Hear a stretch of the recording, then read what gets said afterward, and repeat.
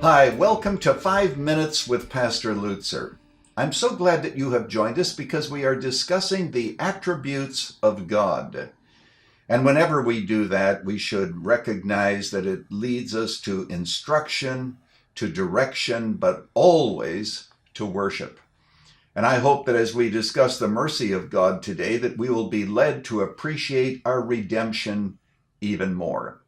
My text is actually taken from Ephesians chapter 2, and I'm beginning at verse 4. But God being rich in mercy, notice that phrase, God being rich in mercy because of the great love with which he loved us, even when we were dead in our trespasses, made us alive together with Christ. By grace, you have been saved.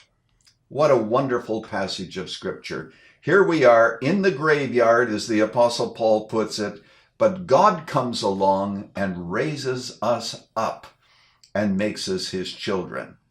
Now, for a moment, I want to distinguish the difference between mercy and grace, because both are mentioned here in the text. Mercy usually is God withholding the judgment that we deserve. Grace even goes beyond that and gives us what we don't deserve, namely righteousness and all the rights and privileges of being children of God. Now, in this study of attributes, I do not have a separate section on grace.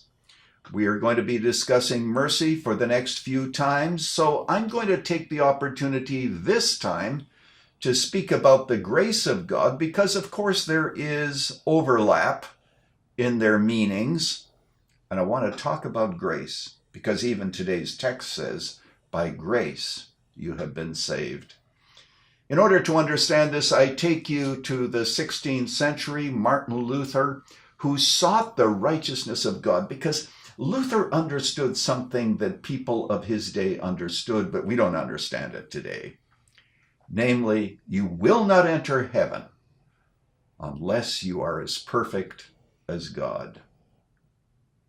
Please think about that for a moment, and you will know that what I've said is true. The question is, how do we attain to that?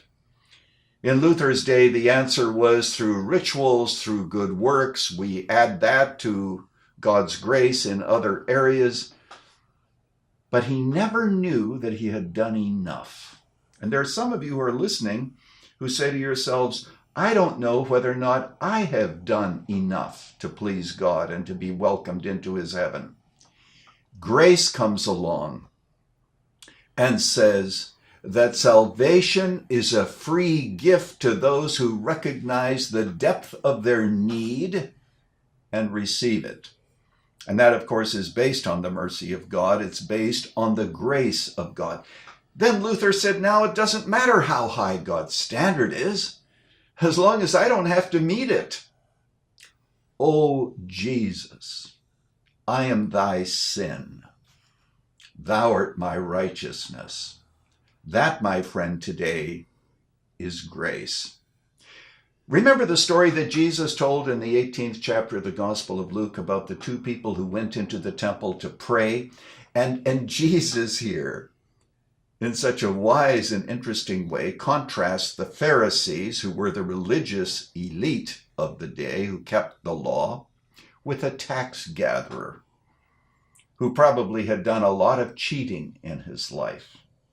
Jesus said, both go into the temple, and then you know the story about how the man, the Pharisee, looked up into heaven and said, oh, I thank thee, God, that I'm not like other men, or even like this tax gatherer. I fast twice a week, and I'm not an adulterer, and so forth.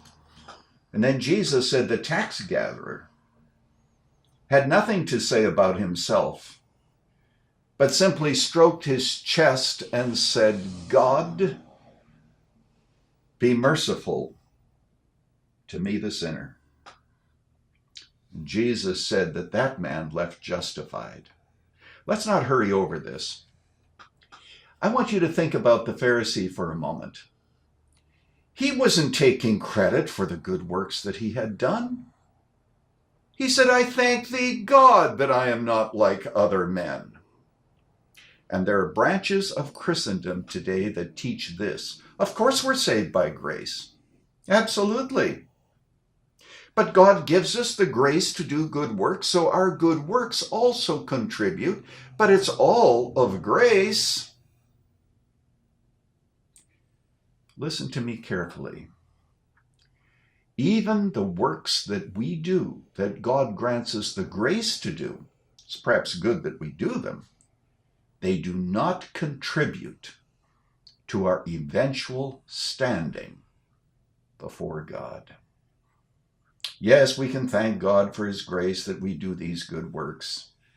But it's the man who comes before God who says, I have nothing to offer. God, be merciful to me, the sinner. He went home justified. Can't help but think that there are some of you who are listening today who are in that category. You think you're a Christian, you're not sure that you are, but you're trying to be. Stop trying to be. Admit that your trying gets you nowhere. Receive the mercy of God freely. But you have to admit that you are a sinner who contributes nothing to that mercy. Today, you also can go home justified. Thanks so much. Today, as in all days, go with God. And I'll see you right here next time.